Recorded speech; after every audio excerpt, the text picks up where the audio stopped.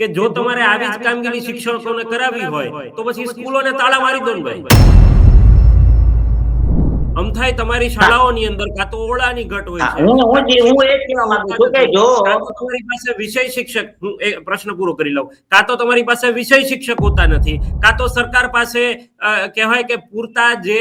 નિષ્ણાંતો હોવા જોઈએ એવા વ્યક્તિ નથી હોતા, તમારે ભરતીઓ કેટલા ટાઈમ સુધી પેન્ડિંગ રહેતી હોય છે, તો પછી શાળાને તાળા મારી દેવા જોઈએ ને। શું કામ આ પ્રકારે તમે બીજાનું ઘડતર અને ભણતર બગાડો છો? એ બાળક કે જે અત્યારે શાળામાં અભ્યાસ કરવા માટે ગયું છે એની પાસે, એના મા બાપ પાસે અથવા તો એના પરિવાર પાસે એવી આર્થિક વ્યવસ્થા નથી, એટલા માટે એ મજબૂરીવશ આ ગુજરાતની સરકારી શાળાઓમાં ભણે છે। આ ગુજરાતની સરકાર આ સાંભળી લે,